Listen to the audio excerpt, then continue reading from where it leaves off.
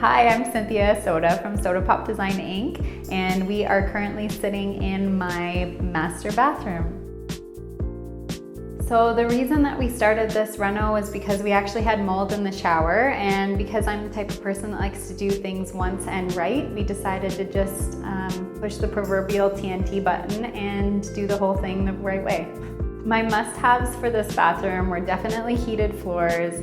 I really wanted a beautiful big soaker tub to hold all my kids.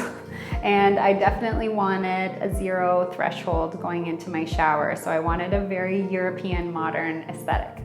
I chose this particular tub from Victoria and Albert. It's called the Eldon. It's a back-to-wall installation, which means that it's not floating away from the back wall. So when my kids are in here splashing around, it doesn't get water behind the tub. So all the mess is just in front of it. And being made out of the volcanic limestone, it actually really retains the heat really well, so the tub stays warmer longer. I designed the shower to be big enough for us to kind of shower off all our kids all at once. Again, I didn't want to have any threshold there. And I chose to go with an industrial line design, which was available through Doors & More. And we actually ended up coming up with kind of where we wanted to place the black detail line, so that just made it a little bit more interesting instead of being a clear glass shower. It was also really important for me to have a sliding glass door because I didn't want my kids, especially since they use the space a lot, to just swing the door open and smash it into anything. So we custom designed the vanity for both my husband and I to have 2 sinks and plenty of storage.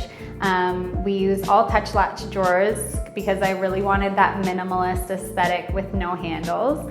And then I kind of wanted to create some added visual texture, so we have some cool reveal lines that we just detailed into the actual millwork in order to just keep it looking a little bit more interesting. And then the countertop material was a Caesar stone in a honed finish, so it gives it kind of a really warm aesthetic instead of being super polished.